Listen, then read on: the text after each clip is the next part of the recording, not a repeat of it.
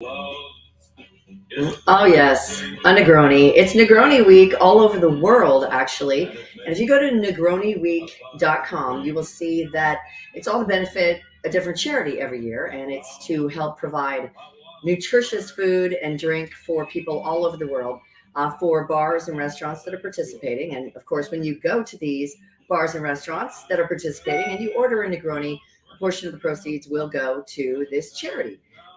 This has been happening for several years now. It is happening all over the world. If you go to negroniweek.com, you will see a map of the world, and it will give you cities, big cities, New York, LA, San Francisco, things like that.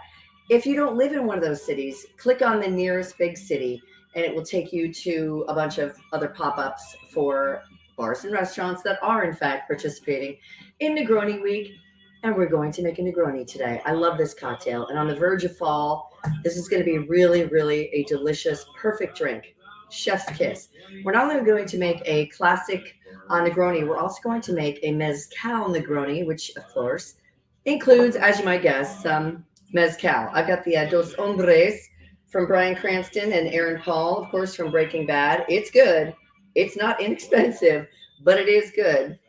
We're not using Cinzano, which is, I think, the vermouth, the sweet vermouth, the red vermouth that is participating in Negroni Work Week as a sponsor. We're in fact going to use something that we already have, Martini and Rossi. We're going to use some of that. You could also use a French Dolin, whatever you want to say. I mean, I'll trust my French friends for the pronunciation of that. I thought it would be Dolin. I don't know. We'll see. And we're going to use gin. Now, this drink was created for, was he a count? I think he was a count. Count Negroni, back in 1919. It's over 100 years old, and it really is the perfect drink to riff on. So if you don't like gin, you could try rum and make a Jamaican, essentially, a Jamaican Negroni, which is called a Kingston. You could make a Boulevardier, which uses bourbon. Love those. So good. This was probably a stronger version of an Americano, which replaced the gin, or replaced the soda water with gin. So it was a little bit lighter. It's a great aperitif drink, an Americano. But this drink does, in fact, use gin. Now, they call for a London dry gin, and when Stanley Tucci made it before he had his little cooking show where he travels Italy, I believe he was using a Plymouth London dry gin. Now, despite its name, London dry gin does not have to be made in London. It just has to be made in the style of London gin. I guess there are some very specific specifications to that. I'm going to use, because this is very, like Tanqueray is kind of a classic too. Obviously noted for its green bottle. It's very distinct. But it's, this gin I find it's pretty juniper forward for my liking. But you do you. And that's, the difference between you and me. Now, I'm going to use a Spanish dry gin or a French dry gin. What do you think? Which one should I go for? I love the Rivas. This was a gift from the boss man, Garrett, Citadel. It is great. This is a distinctive, delicious gin. It's newer, but it's making a name for itself, I tell you what. And if you want, a really gin forward Negroni, you're probably going to want to use a higher strength or higher proof gin. So let's see, what is this? This is 100% grain, 47.3, 94.6 proof, the Tanqueray. I didn't even look at that to begin with. Let's see, this, I don't know. Oh, this is only 40% alcohol by volume. So that's probably why I like a little lower proof gin. And this is 44%. So, this is right in the middle. So let's go there. And the real non-negotiable for a Negroni, Campari. It is bittersweet to your herbaceous gin with the juniper berries and their own special blends. And then I'm going to use the Martini and Rossi. Established, it's 15% alcohol by volume, so very low alcohol content. Established in 1863, so it's old too. And again, older than the Negroni.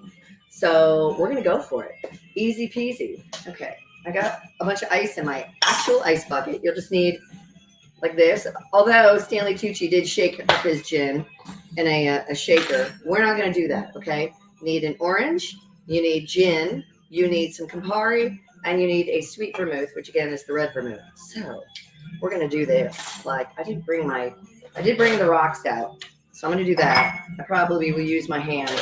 Let's see if I can. I knew it. Gonna have a puddle on the ground because we're gonna mix this in the glass as not to bruise our gin, which is said to happen when you shake it in a shaker. Okay, that's plenty of ice. Plenty, she said. And the thing to love about this drink and why it's so easy to riff on is because you can use equal parts of every ingredient and it's perfect. I mean, it's easy to remember too. So we're going to use, where's the doohickey? Oh, here it is. Okay, we have this. So I'm actually going to make, instead of an ounce, I'm going to use 1.5 ounces of everything because I don't feel like measuring out anything less. And it's just for me. And the beauty of having a little happy hour at home is nowhere to go but the couch and the bed, which is walking distance from here. Okay, so 1.5 ounces of gin. 1.5 ounces of Campari. I really do love this gin, though, too, by the way, Garrett. Thank you very much. Citadel Gin of France. I believe since the whole marriage thing didn't work out to Angelina Jolie, Brad Pitt is actually distilling a gin in France. It's not the, cognac, yes. Wine, yes. But gin, they haven't been doing that for a long time. Okay, did I get everything in there? I think I did. Now that everything's landing on the floor. Okay, and we're just going to stir this up for like a good 15, 20 seconds. Get it nice and cold. We don't want it super diluted. That's why we're going to use a big rock in our double old-fashioned rocks glass. Is anybody counting to 15 or 20? Because I'm not. Okay, before we do that, we are going to simply garnish with our orange. Did I wash this yet? No, I did not. But here, I might have actually. Who knows? Whatever. I think I'm immune to just about everything these days. Okay, so it's best to use a room temperature citrus. Okay, so we just need a big, if you really want to get fancy, you can cut the edges off that, make it nice. But I'm going to spritz over the drink. I'm going to do this. I'm going to throw that in, and I'm going to use my Hawthorne strainer as opposed to the julep strainer. And like so, we're just going to pour that in. Here's a beautiful ruby red cocktail. I'm going to try this, and then I'm going to make the mezcal, which the smokiness of the mezcal, I hear, does wonders for the bittersweetness of the Negroni on the regular. Cheers. See that? A little orange peel.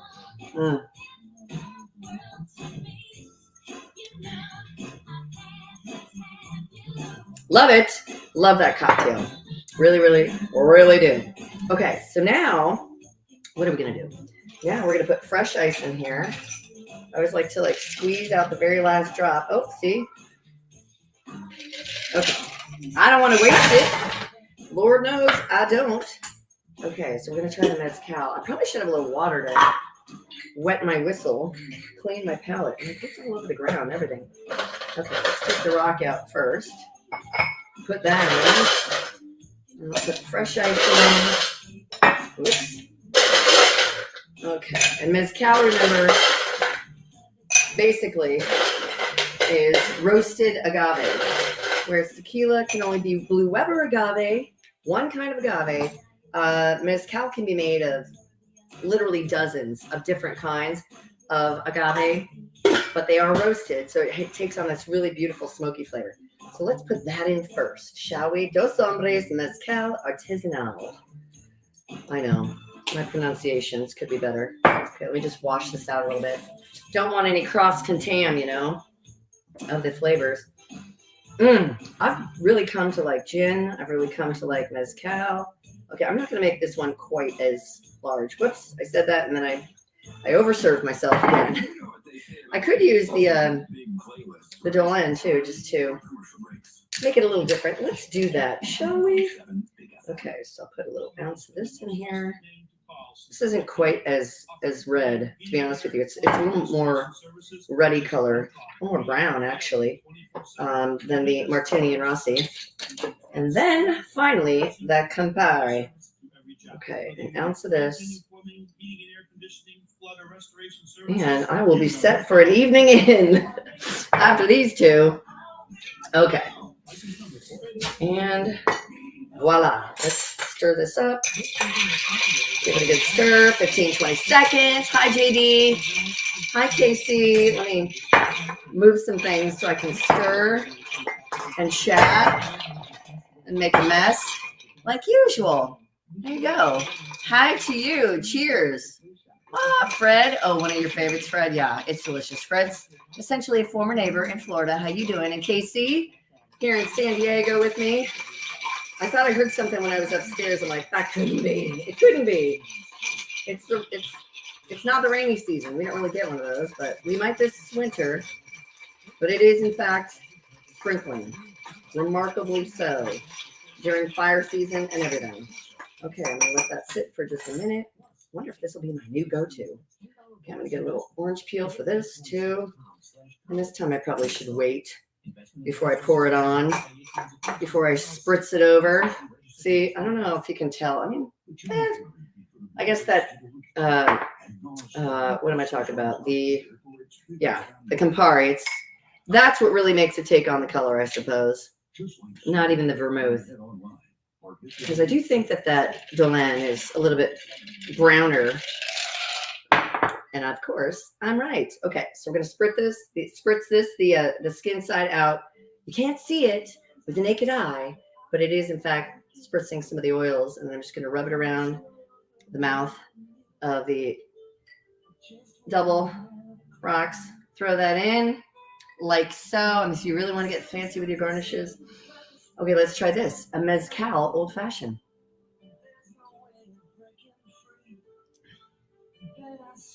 Oh, that is good. It is interesting.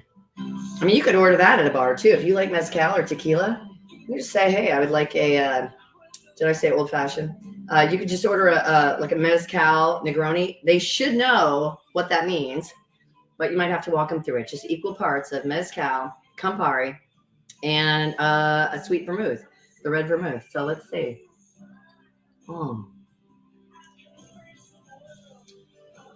It's a little different on the smoky bitter side, as it would be. Let's see. Let's try it again. Let's try the original again. It's just a really delightful little, perfectly well-balanced, bittersweet, herbaceous, smoky, all the above drink. I think the originals actually taste a little bit sweeter. I don't know if it just brings out the bitterness, you know, the mezcal smokiness just brings out a little bitter. That's delightful. Again, and you don't even really need me to tell you it is great. Yes, hey, Daryl, how are you? Cheers. Yes, and cheers to you, Lori. How are you? Lori Ramirez, another lady I've gotten to know here in San Diego land. Yes, I miss Florida too. I was just back recently, and my God, was it hot. It was super hot. Thank you guys for tuning in every week. I appreciate you so much. And again, if you want to make this one at home, gin isn't your thing, try bourbon. That makes a Boulevardier. Delicious. You could make an Americano if you don't even have any a spirit other than the sweet vermouth and the Campari, and just add soda water, equal parts. And voila. Or you could make with rum. You could make the Kingston, basically. What else could you make? There's a litany of different kinds. And in fact, they have a bunch of recipes on the website. So go to negroniweek.com and you can read all about it. Try your own recipe out. Again, it's just equal parts of your Campari, your gin, and your sweet vermouth. But cheers to you and yours. Stay safe. And I will drink to you again next week. Cheers.